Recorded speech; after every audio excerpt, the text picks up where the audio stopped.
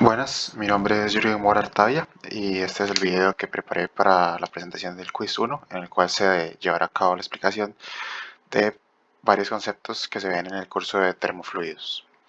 El primer concepto que se va a hablar será de los no slip condition o la condición de no deslizamiento, la cual aplica para los fluidos viscosos. Esta condición nos indica que al entrar en contacto con una superficie sólida, la velocidad relativa a esta será de cero. Un ejemplo de esta condición se puede observar en las tuberías, donde si se pudiera observar la capa de agua más cercana a las paredes de la tubería, se vería que esta carece de velocidad. También se sabe que entre más alejado se encuentre el líquido de la tubería, mayor será la velocidad de este, o al menos alcanzará la velocidad máxima en la posición más alejada de la superficie.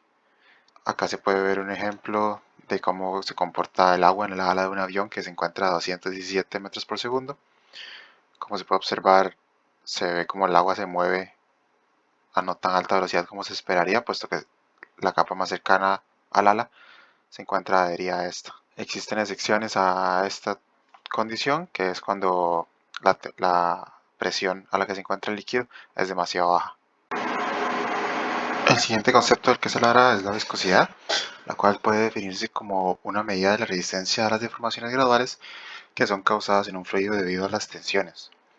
Todos los fluidos tienen un cierto grado de viscosidad y esto es ocasionado principalmente por la interacción de las moléculas que existen en el líquido.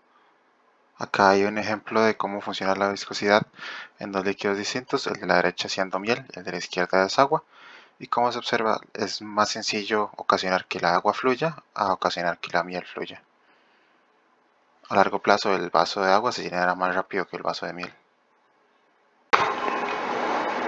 Nuestro tercer concepto será la densidad, la cual es una medida que se utiliza para determinar la relación que existe de una masa en un volumen determinado de una sustancia. Esta magnitud depende de otras como la temperatura y la presión. Generalmente al aumentar la temperatura disminuye la densidad de un material, aunque existen excepciones a esta regla, como es el caso del agua, la cual se comporta contrario, puesto que si aumenta la temperatura del agua, aumentará la densidad con esta. Existen varios tipos de densidad, como puede ser la densidad absoluta, la cual nos indica la densidad de un material en concreto, la densidad relativa, la cual nos indica la relación de la densidad de una sustancia con respecto a otra, y la densidad puntual y densidad media. Estas dos últimas se utilizan para la medición de densidad de una sustancia no homogénea, es decir, que la densidad no es igual en todos sus puntos, por lo tanto la densidad media es la que se utilizaría como densidad media de la sustancia, y la densidad puntual es la que se utiliza en un punto determinado de la sustancia. Nuestro siguiente concepto es la presión de vapor, la cual es la presión que se ejerce una fase gaseosa sobre una fase líquida de una sustancia determinada en un sistema cerrado a una temperatura determinada. Se alcanza esta presión de vapor una vez que se alcanza el equilibrio dinámico entre la fase líquida y la fase gaseosa. Este fenómeno también puede darse en sólidos, en los casos aquellos en los que el sólido pase directamente al estado gaseoso por medio de la sublimación. Además, el equilibrio dinámico del que se habló anteriormente se alcanzará más rápido o más lento dependiendo de la superficie de contacto que exista entre el líquido y el gas. Entre mayor sea la superficie de contacto, más rápido se puede alcanzar el equilibrio dinámico. El siguiente concepto del que se hablará es la cavitación, el cual es un efecto que se da en un sistema hidrodinámico en el cual se producen burbujas de vapor dentro de un líquido. Esto suele ocasionarse debido al cambio de presión que se ocasiona dentro del líquido, provocando que este cambie en su fase. Eh, este fenómeno puede ocasionar daños en tuberías o válvulas debido a la cantidad de energía que se libera una vez que las burbujas cambian a su estado líquido de nuevo. Aquí podemos observar el fenómeno de cavitación en acción en una turbina de submarino. Lo que sucede en este momento es que debido a la turbina baja la presión del líquido, ocasionando que este cambie a su fase gaseosa. Y una vez que el gas alcanza su presión normal, vuelve a su estado líquido y liberando la energía. El sexto concepto del que se hablará se denomina tensión superficial, lo cual es la cantidad de energía que se necesita para que un líquido aumente su superficie.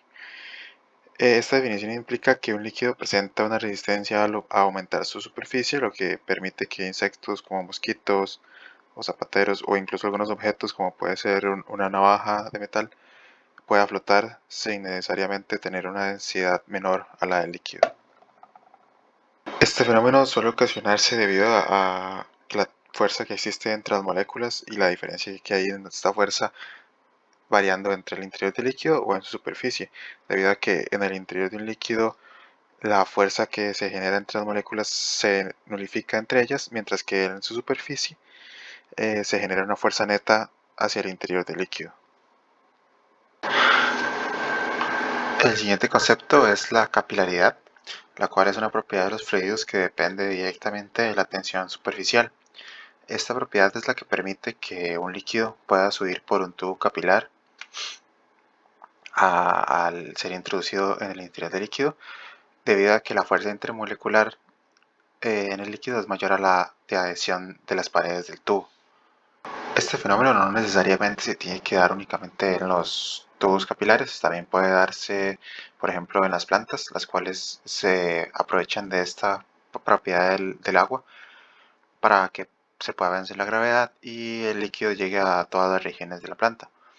También, por ejemplo, si se introduce un pedazo de papel o una toalla o una tela en un líquido, específicamente puede ser agua, el agua va a ir subiendo a través del papel o la tela hasta que se encuentre esta toda mojada o hasta que la fuerza no sea suficiente para hacer que ésta suba más. También en otros líquidos, como por ejemplo puede ser el mercurio, la fuerza intermolecular no supera la adhesión del tubo, sino que en caso contrario es menor. En estos casos, en lugar de aumentar el nivel del líquido adentro del tubo capilar, disminuye el nivel del líquido. Acá se tiene un ejemplo de la capilaridad en las plantas. Es un pequeño experimento que se realiza con colorante, agua y una rama de apio. Como se ve, se introduce la planta al agua con colorante y después de un tiempo estas hojas van a cambiar de color debido a que el agua subió y debido a la capilaridad. Ahora hablaremos del manómetro, el cual es un instrumento utilizado para la medición de la presión de un fluido en sistemas cerrados. Mide la diferencia entre la presión absoluta del fluido y la presión atmosférica. A esta diferencia de presiones se le conoce como presión manométrica.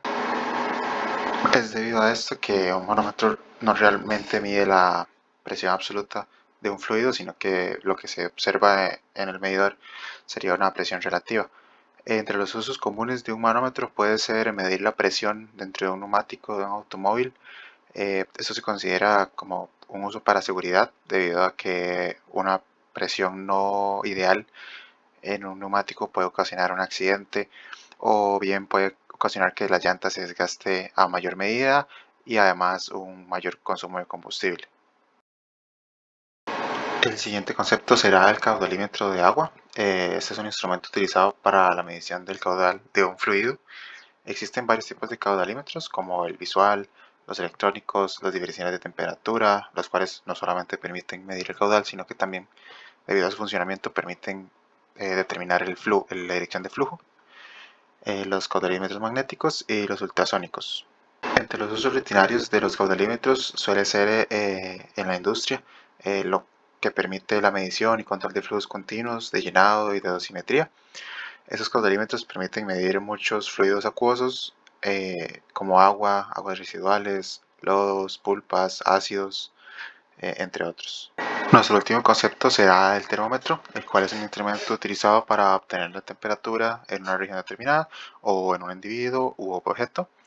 Existe una gran variedad de termómetros, desde los más rústicos que se aprovechan de la dilatación de las sustancias para medir la temperatura, como por ejemplo un termómetro de mercurio, hasta los más modernos que utilizan sensores de rayos infrarrojos para poder determinar la temperatura de un individuo o de un objeto. Con esto se daría por concluido el video del quiz 1. Muchas gracias por su atención.